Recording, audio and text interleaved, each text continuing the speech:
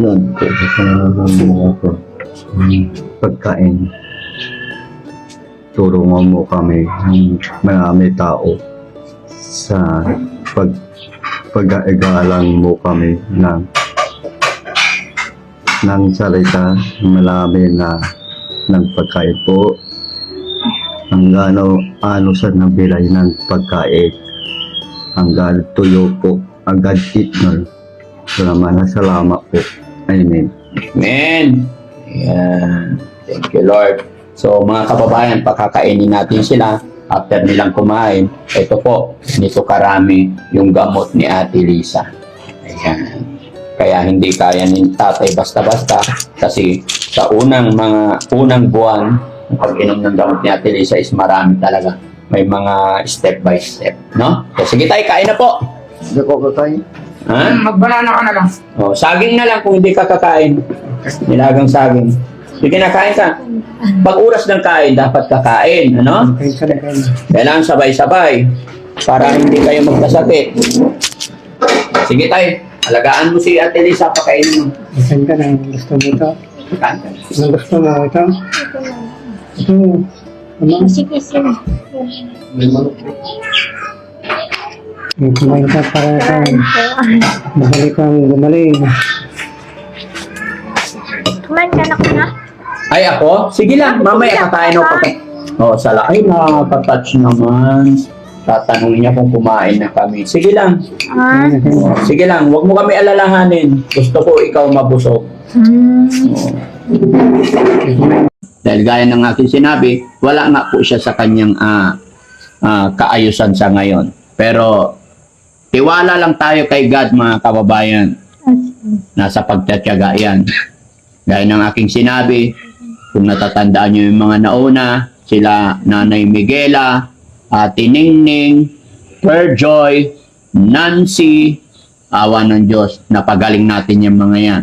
Pero sa tingin ko, yung mga nauna naming pinagamot is mas malala sila. Andyan yung mga naguhubad na, andyan yung namamato na, nananakit na, pero si Ate Lisa is tahimik. Kaya tiwala lang tayo kay God, lagi tayo mag-pray. At syempre, lalambing din ako mga kababayan sa lahat na nakakapanood nito. Sama nyo kami sa inyong panalangin para mas mabilis mapagtagumpayan ni Ate Lisa itong kanyang pinaglalaban, no? Wow, very good. Bait-bait naman ni Ate Lisa. No? Dikit ko to, ha? Oh, sige. Pampaganda yan. Okay. Hindi masakit po. Ay, hindi. Yan ay pampaganda. Oh, may naramdaman ka bang sakit? Wala po. May naririnig ka pa ba? Opo. Anong mga naririnig mo? Yung nagugutuman po. Nagugutuman ka. So, kakain na tayo. Ah. Okay, very good. Pero nabusog pa ako. Ha? Nabusog pa. Pero busog ka pa. Ay, kumain ako ng sana. May gumugulo pa ba sa isip mo? May gumugulo po. Sinong gumugulo na isipan mo? Doon sa kabila siguro. Ayun sa kabila. O bakit? Wala. Yung mga gumugulo sa isipan mo, tatanggalin ni Daddy Frankie yan. Basta't nandito ka sa amin, walang makakapanggulo sa'yo.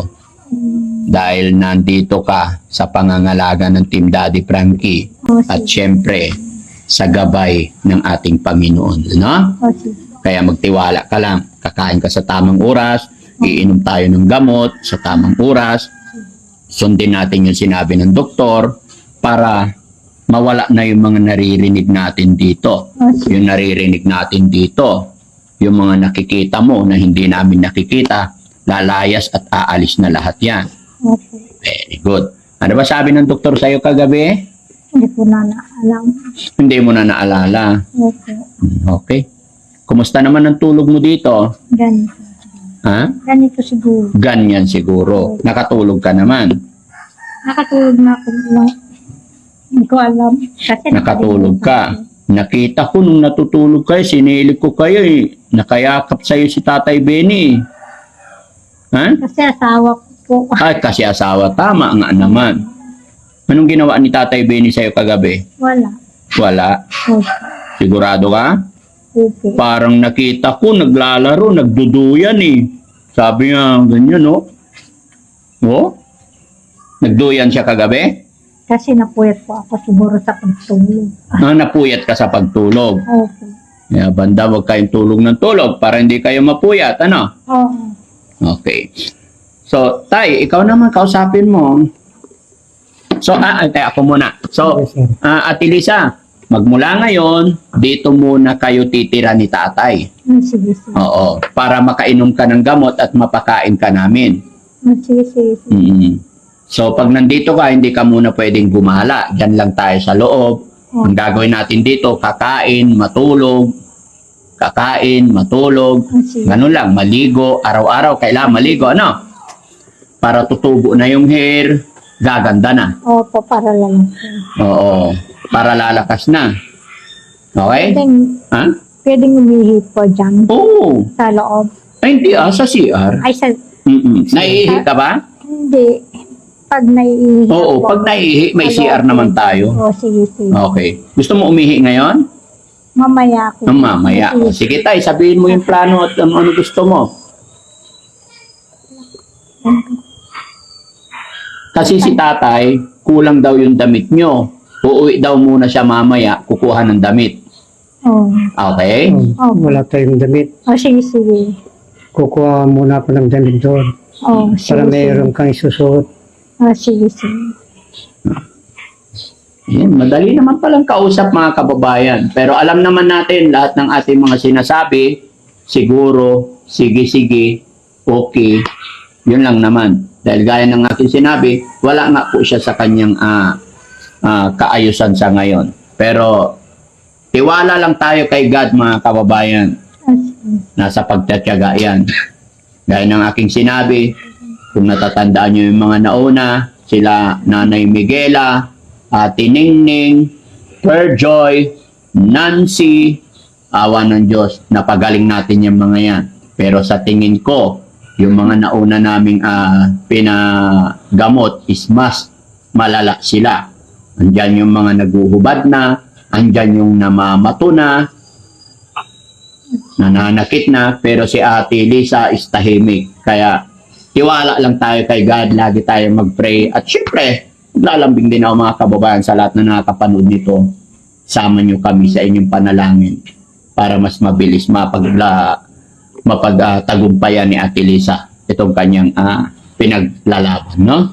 So, okay, kain muna tayo. Oh, sige, sige. Sige, kain na. Pakainin. Nahihingi po ako, kuya. Naiihi na. O, sige tayo, samahan mo. Ihi. Hindi ka na. O, sige lang. Sabahan kita.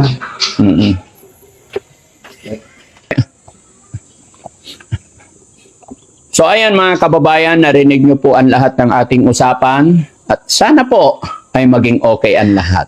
Sa makatwid, pansamantala dito sa pangangalaga ni Daddy Frankie, si Ate Lisa. At si Kuya Bal naman ang mag-aalaga. At mayroon din kaming kasama na babae dito mga kababayan na pag may kailangan paliguan, wag po kayong mag-alala. Babae po ang nagpapaligo pag babae ang maliligo. Ano tanong man ang ni Kuya Bal, wag po kayong mag-alala. Mga kababayan, may mga bagay po talaga na hindi na namin pinapakita kasi yung tagapaligo namin is kapitbahay namin. Pero alam ko na isama na natin siya sa video natin, mga previous nating beneficiary. Kuya Bal, di ka.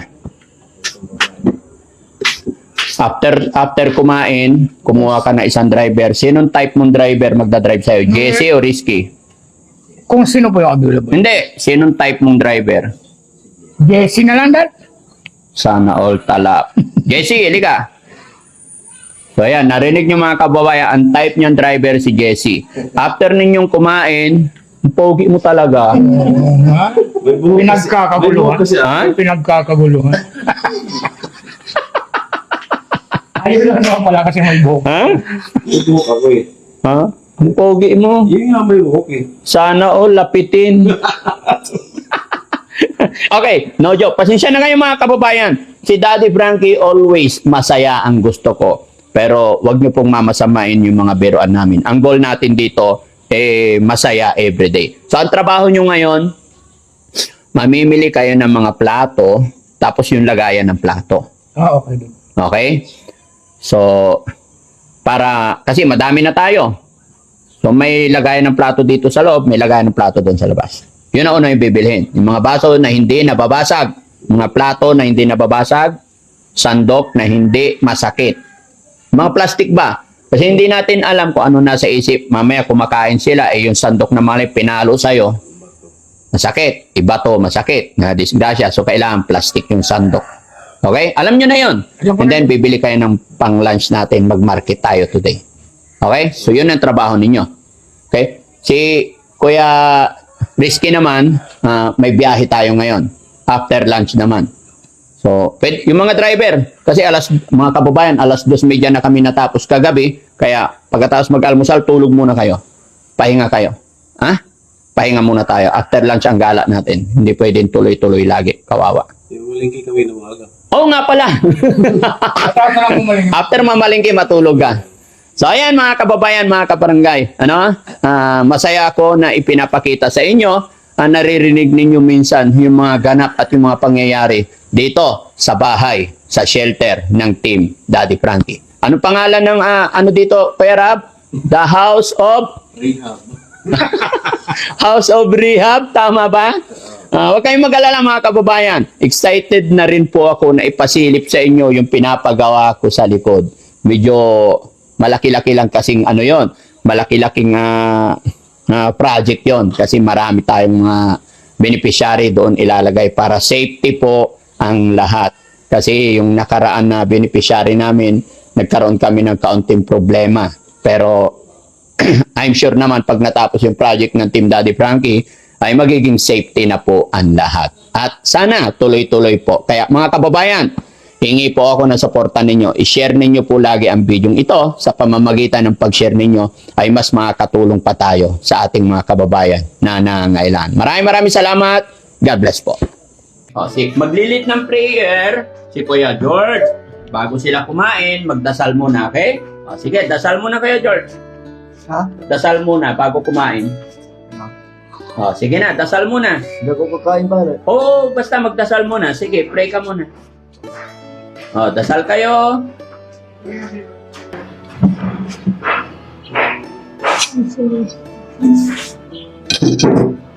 Gusto mo na.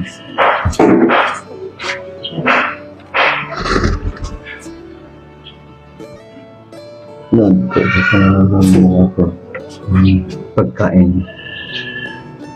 Tulungan mo kami ng marami tao sa pag-aagalang mo kami ng salita malami na ng pagkain po hanggang ano sa nabilay ng pagkain hanggang tuyo po agad itnol. Salamat po. Amen.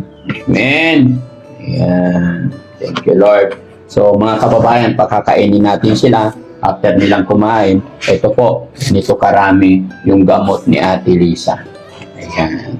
Kaya hindi kaya ni tatay basta-basta kasi sa unang buwan ng pag-inom ng gamot ni Ate Lisa is marami talaga.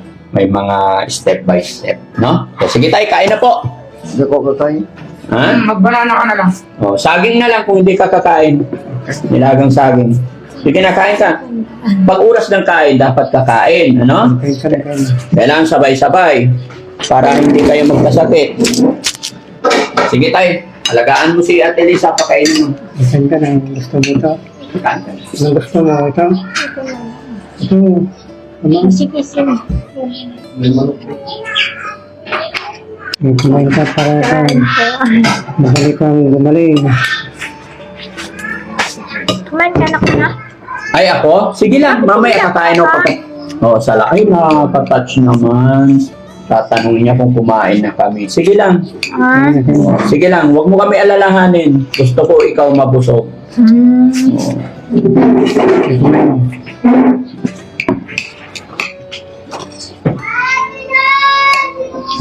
Si Bandam, Kuya Bal, ha? Kailangan may sukat na pagkain niya, ha? Kasi sobrang laki na niya. Ma-high blood yan. Bandam. Unang muta. Sakto na yan, Bandam, ha? Okay, good. May merienda naman, may tinapay naman. Kumain ka na. Amen.